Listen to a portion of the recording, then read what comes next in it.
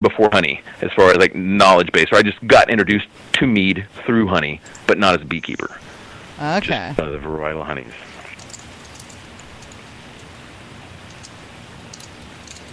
Okay.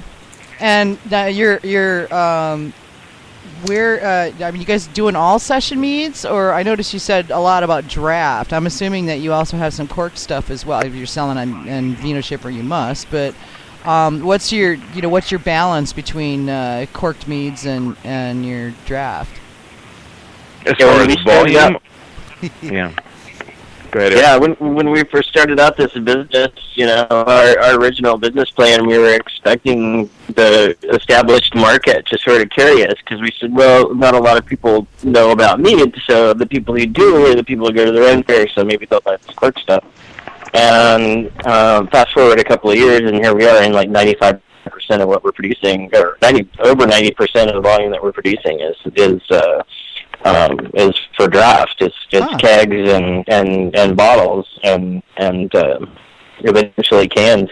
So not quite the mix that we expected, but we do have the corked meads that we do. We tend to do varietal.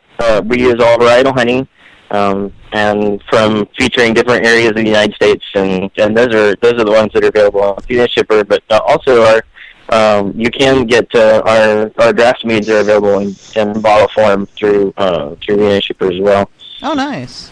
And now you mentioned canned. Are you going to can in regular size cans, or I discovered a new toy when I was at Stellerman's last week, the Crowler canning device that Oh dear. Yeah, it's apparently it's 32 ounces of mead in a can, so it's like an oil can of mead. And I'm sure you guys are familiar with this, but I think it's Oscar Blues did it. Was it Oscar Blues? Correct. Yeah. Yeah. That created they this. invented the machine. Yeah, that created this device. I was like, that's the coolest thing ever, So are you guys going to do traditional cans? Or are you going to do crowlers? Both? So we're in the middle of a rebranding exercise right now. Fun. Yeah, we're actually about to launch. We're about to launch the new logo when we come up with the cans. So. Oh, cool. But we're switching from bottles to cans for all of our draft products. So. Wow.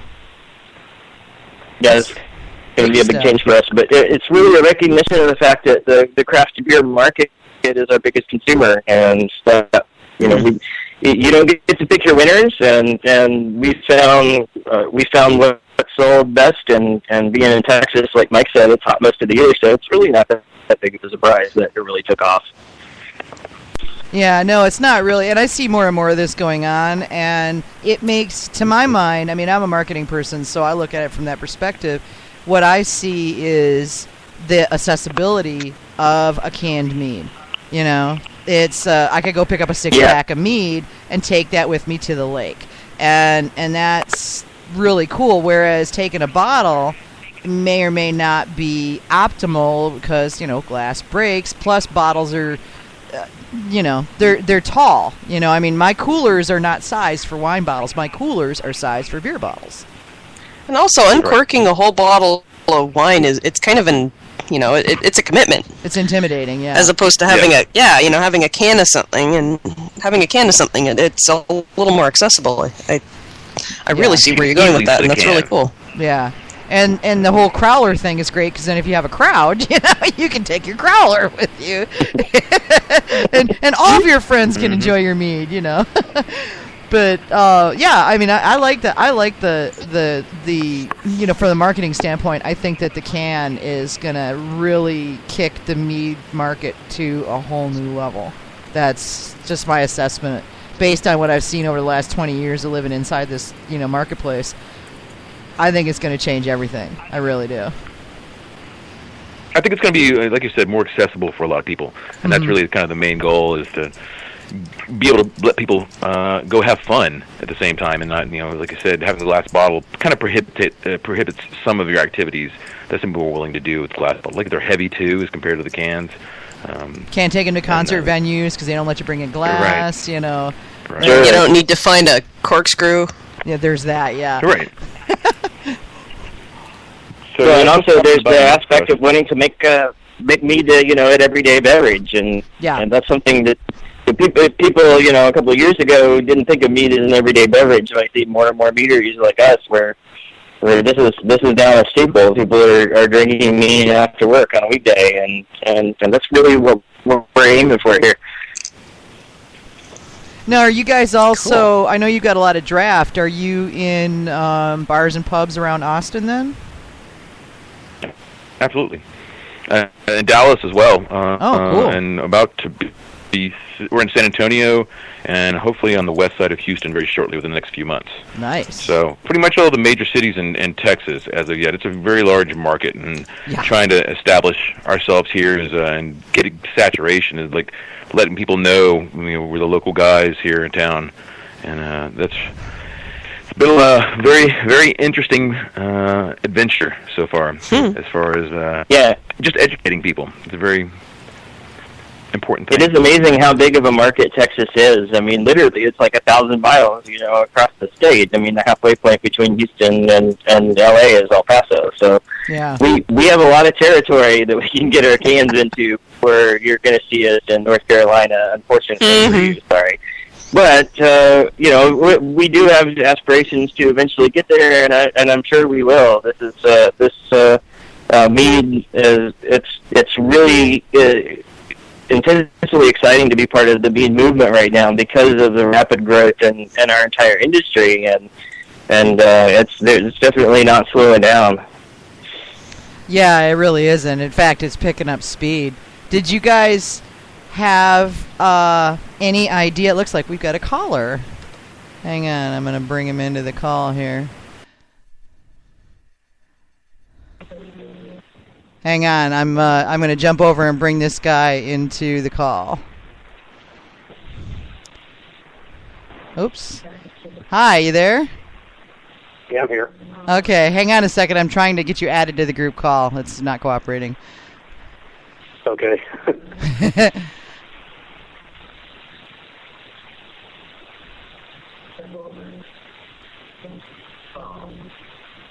There we go. No, that's not where I'm trying to get. There we go. Trying to get in. There we go. Hi guys. AJ, I'm adding. I'm bringing in a caller, and it came up on a separate call. So go ahead and keep us moving, and I'll get him brought in. All right. Okay, sounds good. Yeah. Sorry about that. Skype being weird. All of a sudden, I'm on hold. Yeah. I know. Yeah. I gotta try to add this guy. Hey, that's 3. We're good. Yeah, we're done. We are. Okay. We're done for the evening. Okay. Murphy can bug off now. There we go. Okay. I'm bringing our caller. He hangs out our meadery a lot. Yeah. Murphy gets around, I've noticed. Okay. He does. Have we amazing. got our? It's like Santa. Have we got our caller? Is he here? I don't know. Hello? There you are. Hello. Yay. Can you hear me now? Yes, we can. Welcome. Okay. This How's it is going? 58 Limited from the forum, David Webb. Hey, how's it going? Yeah. Hey, good to hear from you. Yeah. Yeah, I need to swing by there again. Y'all have added a whole lot more meat since last time I was there. Yeah. Oh, well, welcome, David. That's cool. Yeah, I was hoping you'd call in. Yeah, I've actually got a question. Yeah, we did. We're talking about your distribution and all that. Is there any special licensing that a brew pub or something needs to have to carry meat versus carrying beer and wine? Did you guys hear that? Eric, that's probably a question for you. That's a question for Eric. Yeah. Okay. Yeah, that's a licensing question. So in Texas and at the federal level, mead is regulated as wine, and our permit is a winery permit. So a brew pub in Texas would definitely be able to carry our mead because a brew pub is going to have the right permit for that.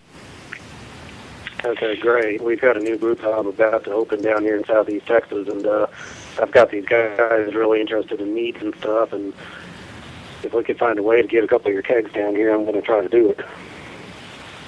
Yeah, we're going to have distribution later this year.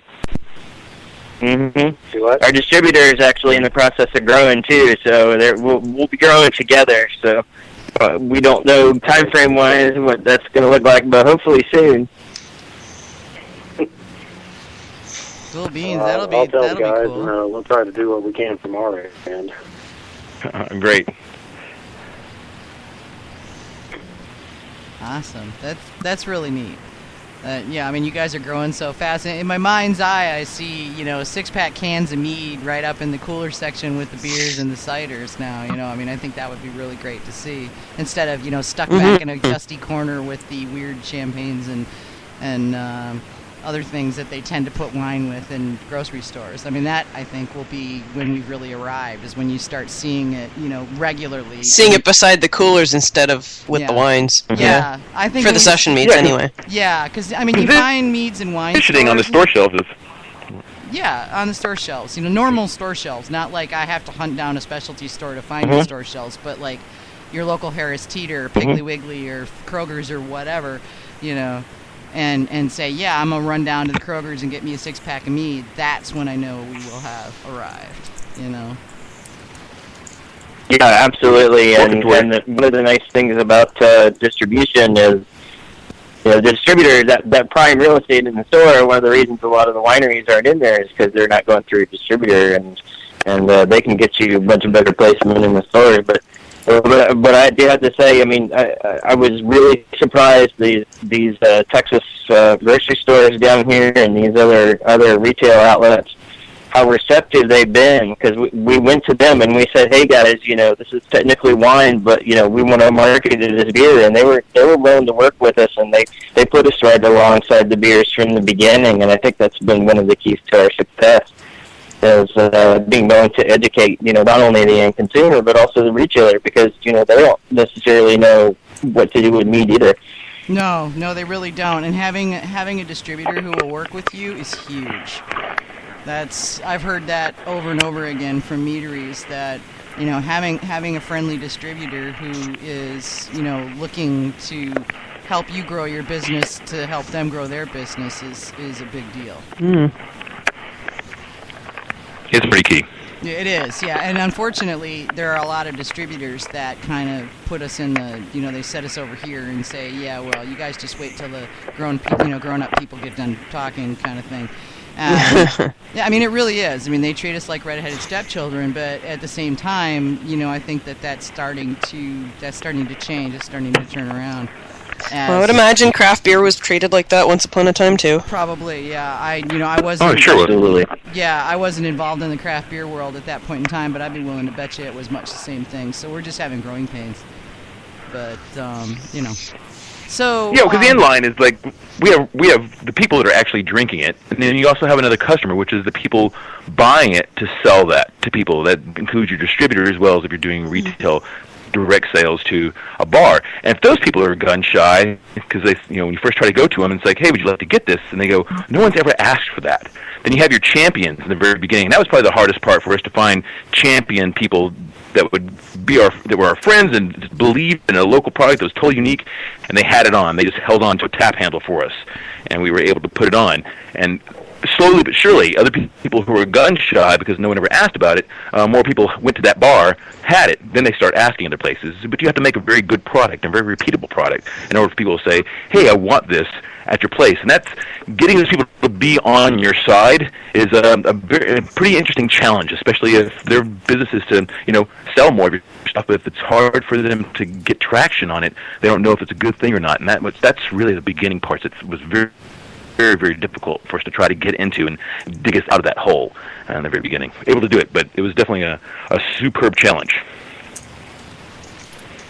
That is, it's good. It's good to have, and you had your champions, and that you're fortunate. Not everybody gets that opportunity, so I think that's great.